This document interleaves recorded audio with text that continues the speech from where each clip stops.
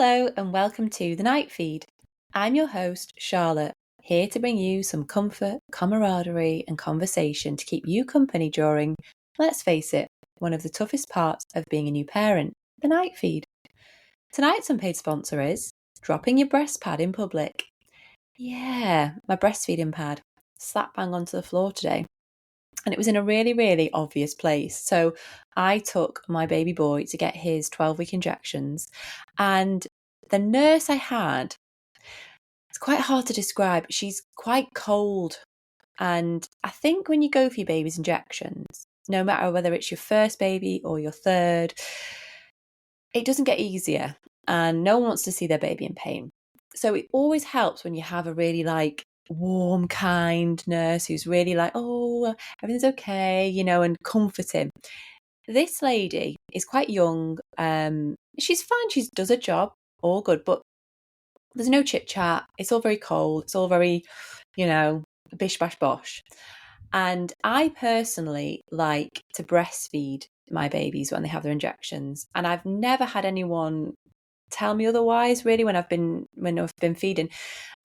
So I always used to go in and just say, do you mind if I just put them on the boob while you do it? It just seems to calm them. And usually they all say, absolutely, of course, yeah. This nurse doesn't really love it, because I had her with my daughter and she said to me, no, I'd rather you don't. If you do that at the end, that'd be better. So I thought, well, fair enough. You're doing the injection. You know best. I'll let you, do it how you like to do it. But anyway, this time today, she was running a little bit late. So I went in and she was just finishing something off. So I thought, he's unsettled. I'm going to give him a feed before she starts. I'm going to calm him down. So did that. She did the injections, all fine. And I was walking out, turned around, and there was my breast pad on the floor, exactly where she could see it. And I thought, I can't just walk out and leave that. I was like, oops, that's mine. It was so awkward. And she wasn't the kind of person that'd be like, oh gosh, don't worry, it happens all the time. It was literally just like, I'm such an awkward person. Right. I don't know why I do this to myself. I've got story time now. Story for you. So, as I just said, it was my baby's injections today at 11:30 a.m. Now, I don't like being late. I think it's a bad trait. I don't like it. But I am one of the most last minute people you'll meet. I love the adrenaline rush. I've always been like that. So I knew we had these injections at 11:30 a.m. on Wednesday, which is today. And this week we've been away. We've been to North Wales in my parents' caravan. We got there on Sunday. And the plan was we'd come home on Tuesday evening because we've got the injections on Wednesday. However, when we arrived on Sunday for our little holiday, my eldest was sick. She came down with this sickness bug, which Jason had had a few days prior. So you can imagine it's been quite a busy old week with sicknesses, but she got sick on the Sunday. So for the first 24 hours of the holiday, the poor thing was just out, bless her. All she wanted to do was go to the beach and have fun on holiday, but we couldn't because she wasn't well and we had to look after her there. So it gets to Tuesday and I said to Jason, how about we stay today and we just go home in the morning? We've got a couple of hours to get home. We'll make it. For context, we were staying about an hour and a half away from where we live with no traffic. So an hour and a half with no stops, no traffic. But as you know, as a parent, you always need a stop. The stop always takes longer. So it's never an hour and a half. It's more like 3 hours. By the time you stopped, you've had a bit of food, you've had to change, then you stopped again for a feed, blah, blah, blah. So I said, look, we'll get up really early, 7 a.m. We'll get out. We'll be home for the injections. And that way we can have a nice day today. We don't have to rush off. We can stay the night. And as planned, we woke up early this morning. Again, as a parent, you will know things take a lot longer than you think they're going to take, because there's always various things you've got to do that you don't quite think about. I was up today at 5:30 with the baby. which doesn't happen. He's generally, touch wood, he sleeps quite solidly between feeds till about 7 or 8. So he's up at 5:30. I thought, oh, it's a sign. It's a sign. I need to start tidying. But everybody else was like fast asleep. So I thought, oh, do you know what? I'll be like one of them Instagram mums and I'll make a coffee at 5:30, 6, and I'll have it in peace with the baby. And I did. Had my coffee, my toast, fed the baby, watched a bit of telly, and then everyone else woke up at about 7. So then the tidying begins, because you want to leave the place as you found it. You want to tidy up, make sure it's all nice and clean. And this tidy up always takes longer because there's nappy changes between, there's feeds, even when both parents are working together, hoovering together, it always takes a bit longer. So, bearing in mind we're an hour and a half away with no traffic, his injections were at 11:30. We ended up leaving at 9:30. So we had 2 hours to drive from North Wales to Manchester. And it was, let's say, squeaky bum time. Now, when we were leaving, I said to Jason, look, let's just put safety first. Let's not rush. As long as there's no traffic, we'll make it. And the gods were looking down on us because we made it back with like 15 minutes to spare. I don't know how we did it. Call me responsible. I don't know, but we did it. There was no traffic. It was the most clear journey we've done, and we made it. And I got to the doctor's surgery with, I think, 3 minutes to spare, and the nurse was half an hour late. Isn't that just life? Half an hour. After the eventful morning we'd had. So that was my story from today. And I'm a little bit haywire after that. And it's funny because after his injections, I needed to nip to the shop. I needed to get few bits of food in, because it's like when you get back from holiday, you got nothing in, and even if it's just a bit of milk, bread, the basics. And I thought, oh, I don't want to put him in a sling after having his injections. And I'm like, oh, but I've not got £1 for the trolley. I don't want to just carry him. I was thinking I'll put his car seat in the trolley, but I don't have £1 to put in the trolley, and I don't want to go in and get money out. Anyway, who should pull up in front of me but my wonderful friend Hannah, friend of the podcast, a very good friend of mine, pulled up in front of me. And I was like, she's an angel. She'll have £1. And she did. And she got out of the car. I said, you don't have £1, you? I can't believe this. I was telling her all about my crazy morning. She said, I've not got £1, but I've got one of those tokens you can put in the trolley. And when things just fall into place and you're like, we made the appointment, he had his injections, now I can use a trolley and I can put him in the trolley in his seat. All because my lovely friend has a token. I just needed a brain dump then. I'm sorry. It's just been one of those mornings. You have the mornings as a parent and you're like, how are we even doing this? It's mad what you have to do, isn't it, sometimes? And you just put your mind to it. And it's amazing what you can do. And it's amazing how resourceful you can be as a parent when you have to think and act quick. But yeah, that was our lovely but stressful in the end holiday. I hope you've all had a lovely week. It's still school holidays here, so it's still quite busy. Places are busy, and the weather has just turned. I heard some absolute awful news today on the news that this is the end of the summer, basically. I was like, well, aren't you the joy bringer? I don't watch the news. I don't watch the weather, really. I try and stay away from it, but I was watching it. And yeah, the guy was like, well, that was the last day of summer yesterday. I was like, great. Is that 6 months of rain now? Wonderful. Anyway, I have a few emails to read today. I have a few bits to share with you. So first of all, on to new mum confession. And someone wrote in with this. I've not had any new mum confessions recently, but somebody sent this in and I thought it was really funny. It says, Charlotte, I was listening to your podcast from a few months back. I'm not up to date yet and heard your new confession section. And heard your new mum confession section. Well, when this happened, I had to share. For context, my mother-in-law is a nightmare. like an actual monster-in-law. She criticises everything I do since I can remember. This has gotten worse now I'm a mum. A few weeks ago, she was over at our house. I was changing the baby, and she was hovering over, cooing at her. I always change the baby on my knee, and my mother-in-law was at the business end, shall we say. As I lifted my baby's legs to wipe under her bum, I momentarily thought, wouldn't this be hilarious if she did the biggest shart right now? For those who aren't familiar with that word, it's shit and fart, isn't it? Shart. And lo and behold, it happened. The squirtiest, runniest newborn poo exploded from her bum and coated my mother-in-law. Her face, chest, arms covered. When I tell you that was the hardest laugh I've ever had to compress, I mean it. Oh, the carnage.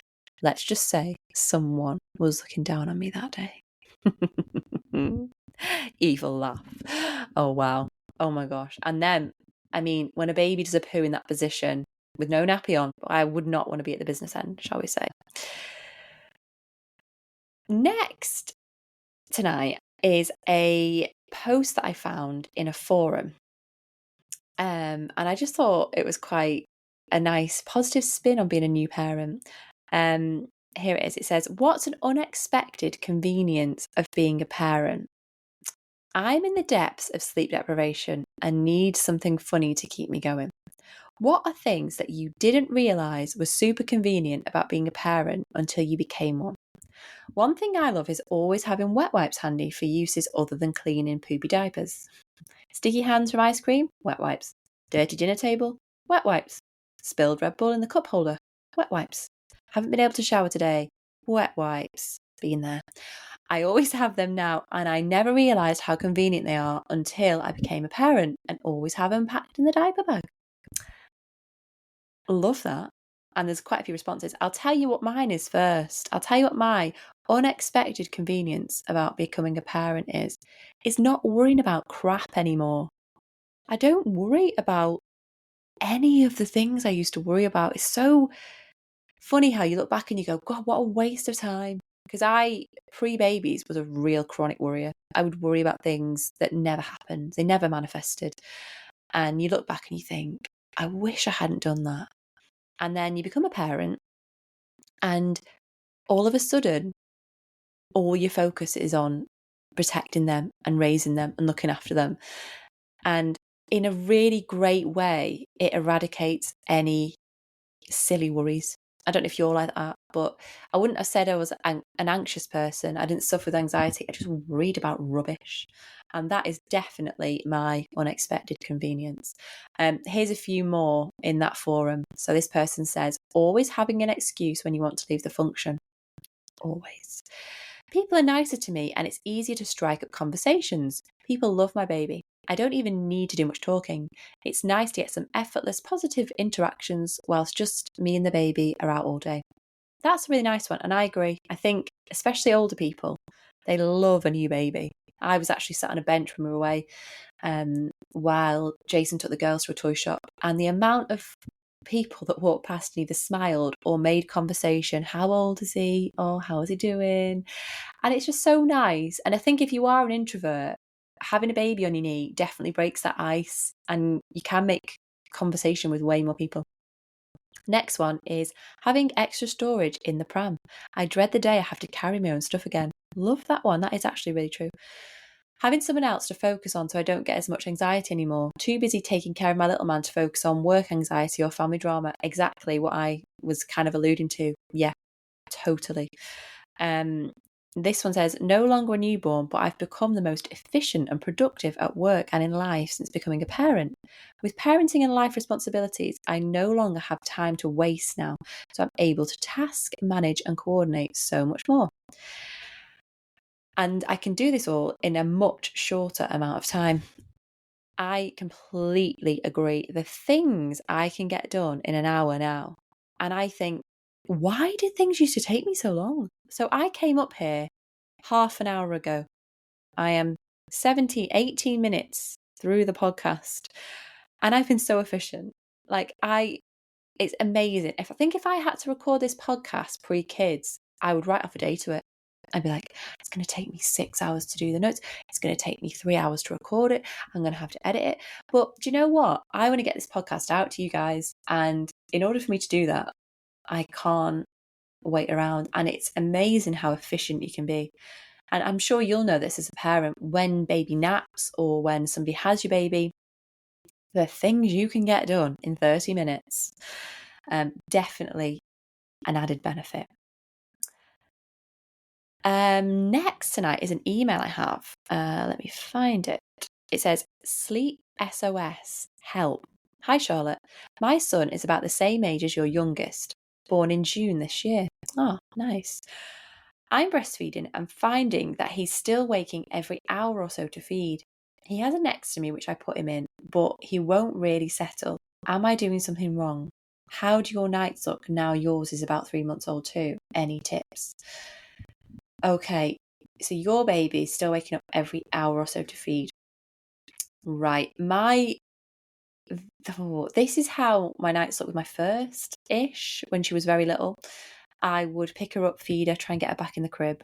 And I realised with my second and third that doesn't work for my babies personally. Every baby is different. So remember this. When I'm giving advice, or any sleep person is giving advice, I'm not a sleep person, I'm a mum, but you have sleep consultants. Just remember, every baby's different.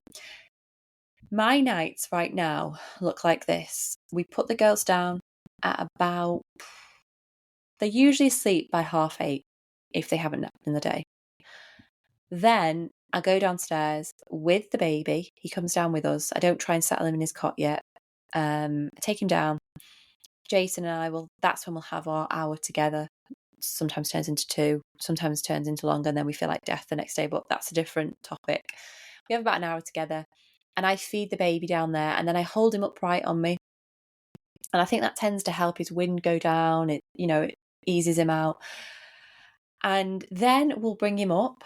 So this is about 10ish. I'll put him in his bag, his sleep bag. And if he wakes, then I'll give him another little feed. And I try and lie him in his next to me now. So we have a next to me next to the bed. And the longest stretch he's done is about 3 hours in that. Then I'll pick him up, I'll feed him, but I'll lay on my side in like a co-sleeping position. That's how I feed him. And then if I don't put him back into the next to me, I will safely co-sleep next to him. And I find that leaving him flat and leaving him without the jiggling of picking him up and putting him back down seems to help. That is my personal experience. And then I generally will carry on like that throughout the night. He wakes up far less than my eldest did with me doing that, with co-sleeping. And what I was saying then is I'm trying to get him into the next to me more. Now he's getting bigger. So now he's getting to 3 months and then obviously 4. I do want him in the next to me because personally I do have a better sleep when he's in the next to me. You can spread out more. You're not as worried. But what I have been doing is just safely co-sleeping with him. And he's been going for longer stretches, more so than my first did, who I would try and get in the bassinet out of the crib like every hour, like what you're doing at the moment. Now, there's no right or wrong to this, and every baby's different. You might just have a baby that wakes more often. There are also babies that allegedly sleep through the night from the minute they're born. A waiter took real pride in telling me that the other day. He's like, oh, does he sleep through? I'm like, no, he's only 3 months. He doesn't sleep through yet. He's like, oh, mine did. As soon as she was born, I was like, oh, thanks. That is exactly what a new parent wants to hear. But yeah, just remember that it's normal for them to want to be close to you, near to you, unless they've got colic or reflux or something that you think maybe need checking. Generally, babies just want to be near their mum in the night, and that is just how it is. You're not doing anything wrong, I don't think. If it is wind, you'll know yourself if it's wind or not, because they get uncomfortable and cry, don't they? But that's what I've been doing, and I've been finding that co-sleeping has helped in terms of night wakings, because I find that when he wakes, it's a quick wake. It's like a feed and back off again. Whereas when I used to pick my eldest up when I was a brand new mum, I would get her out the crib, feed her both sides, pat her, change her bum. I'd make kind of a big circus about it. But now, if he doesn't have a poo, he's a little bit wet, I tend to leave him if he's not bothered by it and just let him sleep. But that's what's working for me. It doesn't work for everybody.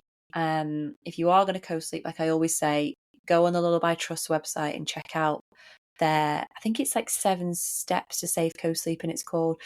Make sure you know what you're doing. But for me, that's personally what's worked, and I hope that helps. Next night is what's trending. I can't do this podcast, and I know it's not a pop podcast, but I can't not mention that Taylor Swift got engaged. Sorry if you're not a Taylor Swift fan. I personally was never a big Swiftie. I appreciate her music. I appreciate her lyric writing. I think she is phenomenal at what she does. And I saw that she got engaged, and I think, do you know what? That's really happy. That's lovely. I have obviously followed her over the years. I've not been like a huge super fan, but I've seen that she's had relationships that haven't always been good for her, and it's so nice to see that she seems really happy with this guy. Apparently, I don't know how true this is, but she's really into numerology, and her favorite number is 13, and there's all these like things about how Travis is her 13th boyfriend, and I think does he play like 87? I think that's on his shirt, on his football shirt, and she likes 13, so that makes 100, and there's all these kind of theories about how they're meant to be together forever. But I think she gets a lot of undue hate, Taylor Swift, and I don't know why. I think she's just unapologetically herself, and my girls love the song Shake It Off, and whenever we're in a car, it has to go on. Jason dropped them at my mum's the other day. It's about a 20-minute drive, and he said it was on repeat the entire way. He's such a good dad. He put that on repeat the entire way, so he even knows every single word of that song now. But I just think the meaning of that song, if you have got, I think particularly little girls, because I think little girls can be, girls fall more victim to bitchiness at school. I think boys are much more rough and tumble, get on with it, have a fallout, make up. I feel like girls can be a lot more sensitive and a lot more cutting in ways. And the song Shake It Off, when you listen to the lyrics, is like, that's what's going to happen in life. The haters are going to hate, and no players are playing them on my watch. But yeah, the haters are going to hate, and you're always going to get people that you don't gel with. And I think the meaning of that song, especially while they're going through school at a young age, is just a great way of telling them that not everyone's going to be really nice, and not everyone's going to be on your team, and not everyone's going to want to play. And even though it's heartbreaking as a parent hearing that, you know, the odd time people don't want to play with them or people are mean, that song is just such a great way of telling them to just shake it off, and everything's going to be good, and you go through life. It's such a good mantra to teach them from a young age that not everything is rosy out there, because believe you me, if I could make their entire lives rosy, I would. But we know as parents that it's misleading, isn't it? And they have to be aware of the fact that the world can be a bit tough. So I love her for that song. I think it's a great song, and I'm really happy for her that she's hopefully found happiness. Everyone's, I don't know, is it Endgame? I'm not that big of a Swiftie. If you're a Swiftie, you'll know all this. If you're not a Swiftie, you'll probably still know that she got engaged. But yeah, that's nice news. Nice news to share. Next night is my self-care suggestion, and that is to paint those nails. So my little girls are into painting the nails now. Now they're 2 and no, they're not 2 anymore. They're 3 and 4. We had a spa night the other night, and this just involved getting my nail varnish out, and I've got a big fluffy dressing gown, and I've got 2 dressing gowns basically. I gave them a bath, a lovely bubbly bath, and then I got some moisturizer, and we did our faces. I gave them facials, and then we put cucumbers on their eyes. So cute. They were loving it. The cucumbers were eaten within like 30 seconds. We had a photo op, and then they were eating the cucumbers. I'm like, well, fine. And then we did our nails, and they love having the nails done now. And then that evening I was like, you know what? I'm going to paint my nails. And It's mad how nice nails can just elevate your mood. If I've got the time, I'll use my gel kit. And I think I've spoke about this in the podcast before. It was about £40 off Amazon, and it's a full-on LED lamp with the gel nail varnish, because I don't get time really to go out to the salon. I don't think many mums necessarily do. So if you want to give yourself at home manicure, either do the normal nail varnish, or getting one of them for 40 quid is a great investment. If I can really sit down with a good hour or two, I'll put time into doing my nails, and it's amazing how much better you feel with nice nails. So thanks for listening tonight. I hope it wasn't too chaotic, because I've recorded this podcast on the come down from my chaotic, busy, crazy, are we going to make it morning? And I'm happy to say that it all ended up fine, and he's okay. And we're all okay. But yeah, I hope you're all well. I hope you're all having a calm evening and a calm night if you're up feeding on the night feed now. Keep your emails flowing, keep them coming in, and I'd love to read them out next week. My email is thenightfeedpodcast@gmail.com. I wish you all a restful, peaceful night ahead. Good night.